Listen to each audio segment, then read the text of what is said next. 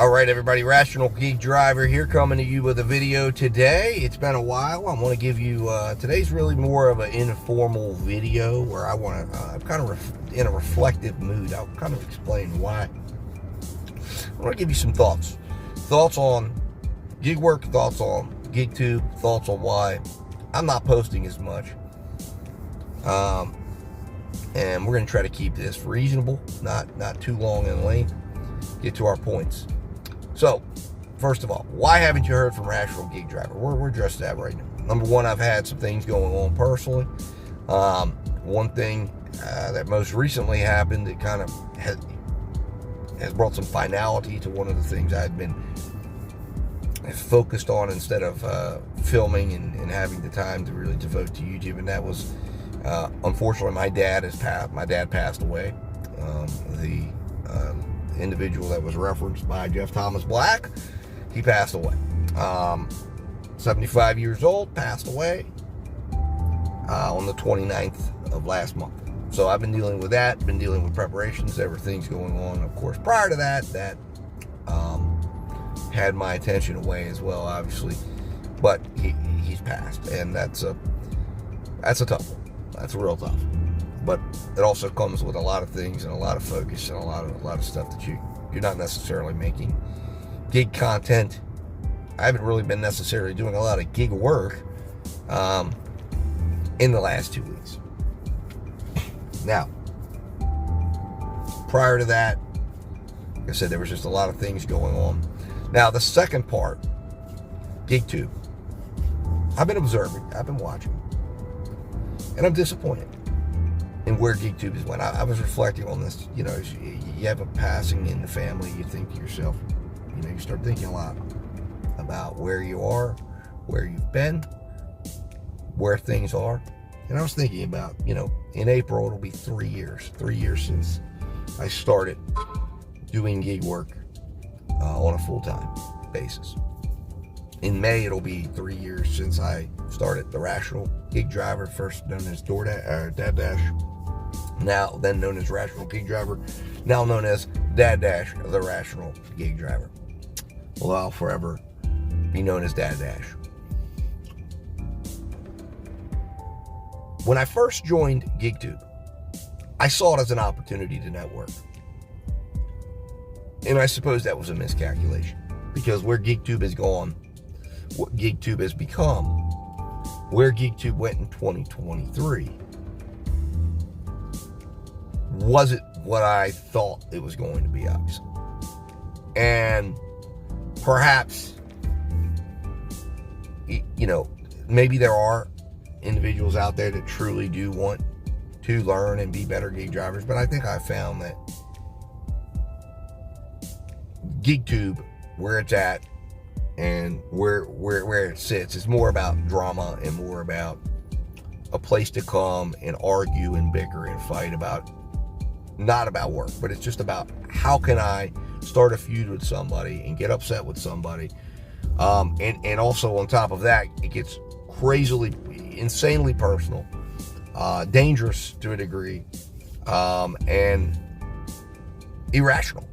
And of course, you know, I kind of made a play on that when I said, well, I'm going to become the Rational Geek Driver, mainly because Mr. Flex had at one point when I was involved in a live said, this is you know, I think Dad Dash is the most rational guy here. And that struck me, and I decided to play on it. But when it came to the glitch and all these various different things, it was like, what is going on here? And suddenly I was being portrayed as somebody who's trying to be a leader of the gig movement. It was nuts. It was crazy. It was all these agendas, all these people coming together. And I'm like, what is happening here? Because to me, GigTube should be about one thing. It's another way to earn money. It's another gig. It's another way to earn. It was a way to monetize your experience. It was a way to monetize something you're already doing, which is gig work. And it was a way to say, hey, northeast. I'm already delivering. I'm already going to these restaurants. I'm already doing this work, and I can talk about it. I can share about it. I can share about a bad day. I can share about a true glitch in the app. I can do these things and people will watch and provide feedback, and we can network together because there's nothing out here. There's nobody out here when we're out here turning on our phone. You don't have coworkers. You know, if you run into someone at a pickup, maybe you could consider that and say, well, hey, are you driving for DoorDash? Are you driving for Grubhub? But it was a way to network and it was a way to share, but it was also a way to monetize that activity. Normally, I would be having a conversation after work in the parking lot or at a manager convention or something like that.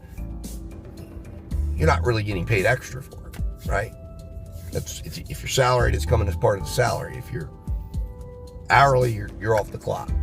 But here it was like, we can have a conversation about this issue or that, and there's a couple million gig workers out here, and if we all get connected, and that was my dream, that was what I thought, hey, wow, this is great. And I thought when I first came in, that's where everybody was at. There was a lot of sharing going on. There was sharing successful days, sharing tips and tricks. And then we find out that no, well, people are making fake videos and people are not sharing honest experiences and then attacking others. And then you share your success and you get attacked and people get angry at you for sharing your experiences because they're not able to be successful. They're not really open. They really don't care. And I think a lot of it's just maybe the people in GigTube, or maybe they're not even really actually out here working. Some are out here working, and I guess they're just upset and angry. And then it becomes this fight. It becomes this angry situation. So I'm disappointed. I'm disappointed in what GigTube's become today. That we have the fighting, the infighting, the anger, the mad, it's not what it could be. And it hurts us, and it hurts each and every driver out there, because when you realize the impact that you can have by networking with others and using others' experiences, especially in a mode of work like this where you're not ever getting the benefit of others, it's hard for you to understand the impact that can have. So I'm disappointed. Thirdly, where are we at with the gig apps? Well, the gig apps are where the gig apps are at. Listen, gig work is simple. There isn't really a special recipe to it. It's come out, make the best possible decision you can make when accepting an order, pick up the order, deliver it, do it again. Put yourself in the best position to be around the best restaurants. If you're doing food delivery, if you're doing grocery, go work a particular store, or a store that you know that you can get in and get out of, that you know where the products are at.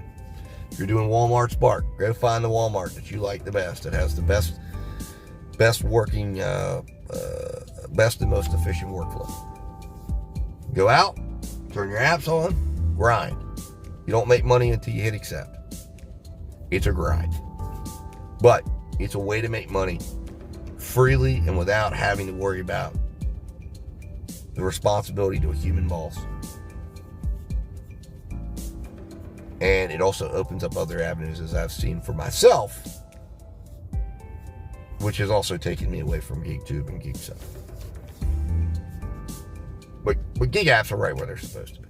And they're going to take advantage of humans, and that's what they're going to do, and there's going to be an element of exploitation. One of my points was we can, using GigTube in a positive way, we can highlight that and highlight the areas and highlight the pitfalls and try to come together as a community and work to not have so many people fall into the pitfalls, because when we do, we're training an algorithm. So when we can have an impact on what others are doing, it makes a difference. So that's what I'm feeling, guys. I'm not sure when I'll post another video, but I'm sure I will. I'm going to try to get back to posting here, especially once I get beyond everything. But until then, stay safe, stay rational, and I'll talk to you soon. Incoming order from Taco Loco. Current price $10.72. Total